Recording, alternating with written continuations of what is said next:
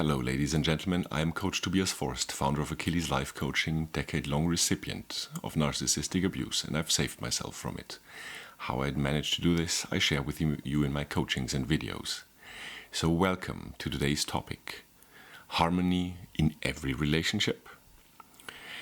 The reason for today's video was that I had the pleasure of seeing a YouTube short, one of the short videos, that had a young woman in her early 20s claim that, enthusiastically state that harmony was possible in every relationship, the operative word being every.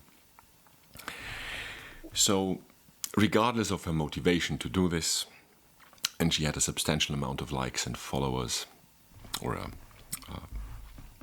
people that watched the video, regardless of her motivation to do this, let's dive into our particular situations when a narcissist comes in.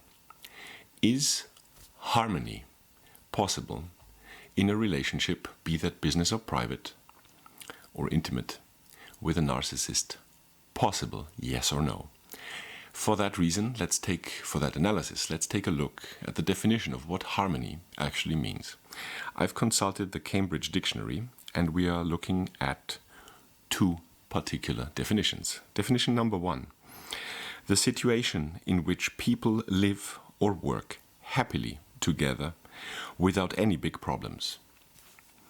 Definition two: a situation in which people are peaceful and agree with each other, or when things seem right or suitable together. So let's tackle that with a few questions. Let's go at it and ask ourselves, when it comes to definition one, what is and what isn't? Do you live happily together with a narcissist? Do you work happily together with your narcissistic colleague? Is the narcissistic colleague a laurel thief, contributing little but claiming a lot when it comes to input and the results of the project? How do big problems arise? Who causes them? Is your life with your narcissist drama-free? Who speaks the truth more often? Who criticizes the other more often? How are discussions handled when problems arise? Not the big ones, but what's your discussion culture in your particular situation with your particular narcissist? Who is open to learning? Who encourages healthy, mature discussion? Who of the two of you is more stubborn? How are big problems being handled? Who's more faithful? Who sticks to the truth more often than the other? Let's get to definition two and ask a few more questions. Peaceful, a situation in which people are peaceful. A narcissistic trait, by definition, is the antagonism, the antisocial behavior. Does that sound peaceful? Is that harmonic? Does that yield harmony in your particular situation with your narcissist? How do disagreements arise? And on what topics? Is it really important that that the two of you are discussing the way you dress now? Is your reality being questioned? Have you ever questioned their reality?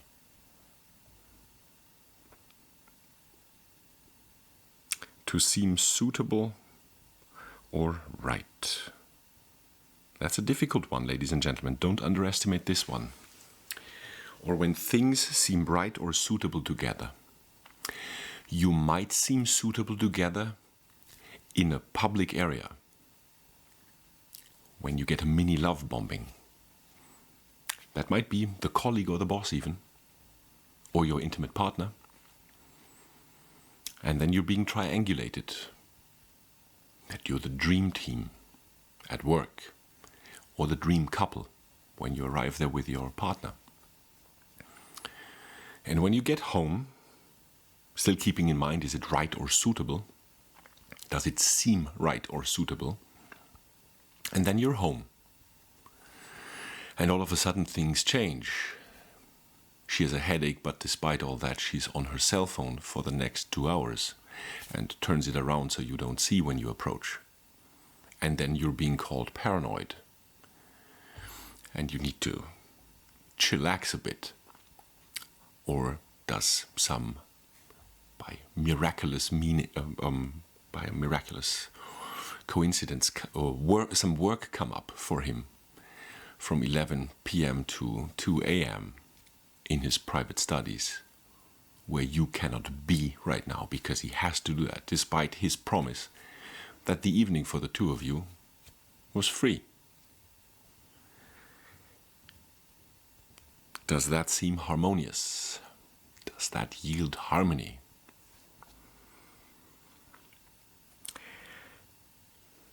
To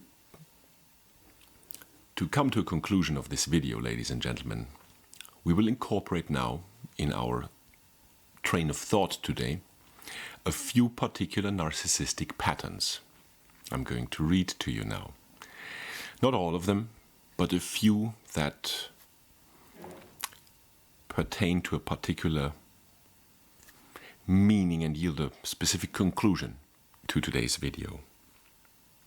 The need for admiration or praise from others. The entitlement.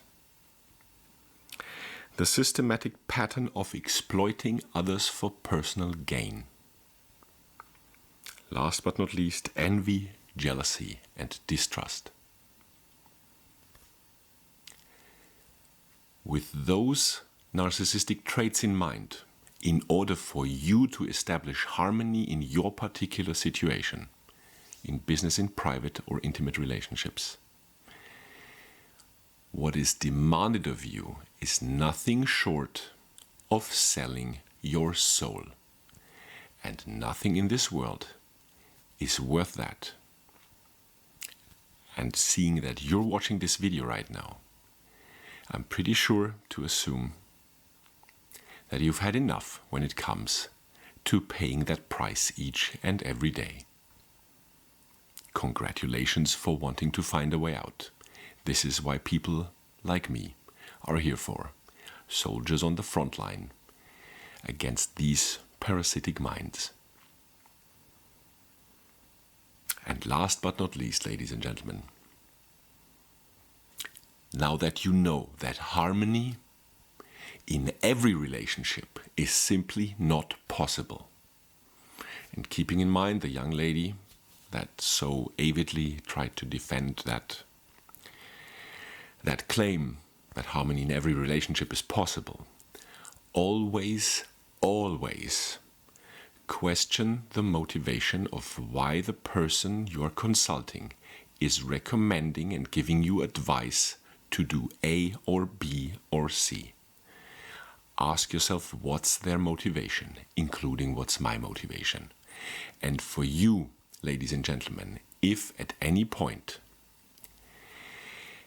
it walks like a duck and talks like a duck, it most likely is a duck.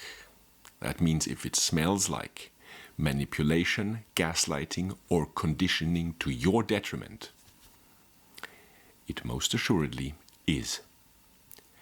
So never lose sight of your own critical thinking, because only by employing and curating your own critical thinking can you be your own hero, your own heroine. Thanks for watching. I'll see you next time.